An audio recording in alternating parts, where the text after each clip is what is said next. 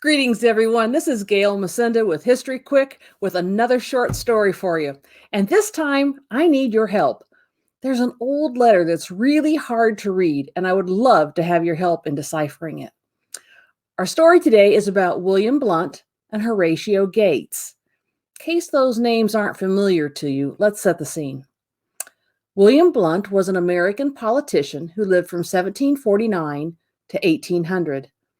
Blount was a delegate to the Constitutional Convention for North Carolina and signed that historic document. He was the first and only governor of the Southwest Territory that became the state of Tennessee. He was a state senator for Tennessee, and he was the first United States senator to be expelled from the Senate, and charges of impeachment were brought against him. You can already tell there's a lot more to his story. There's some History Quick adventure packs about William Blount, and I'll give you links to those down below. Now let's back up a bit. During the Revolutionary War, William Blount was a regimental paymaster and fought along with George Washington's main army in an important battle to defend Philadelphia. After the battle, Blount went home, but continued to serve as the chief paymaster for various forces and helped organize and served with a North Carolina militia.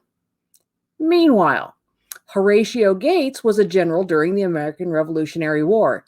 He was born in England and served in the military there, spent some time in Nova Scotia and got married there, and later came to America to become the owner of a small plantation in Virginia, the part which is now in West Virginia.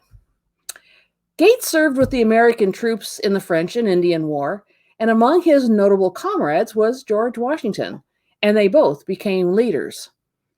At a time when Gates was having some victories in battle, and Washington wasn't, Gates and Washington had some serious issues come up between them, and Gates eventually apologized. As a result of his military administrative skills and victories in battle, in May 1780, Congress voted to put Gates in charge of the Southern troops.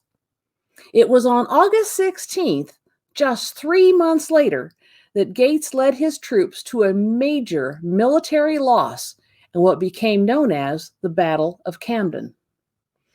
Records don't fully agree on the total number of casualties, but there were many deaths, and there were many wounded, and there were many men captured. And the Americans lost all of their artillery, including guns, wagons, and supplies. And even though the Americans outnumbered the British 2-1, all of this happened in just 1 hour.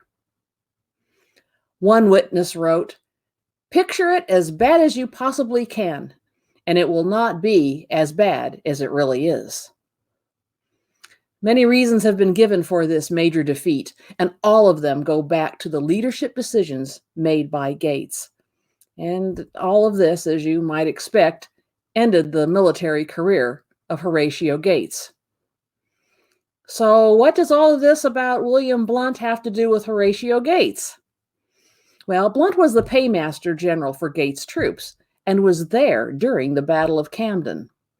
As Gates and his troops left the battlefield quickly, they left behind many items. Among the items lost that day, in addition to the things I've already mentioned, was 300,000 pounds, think $300,000, in paper money, for which Blount was responsible.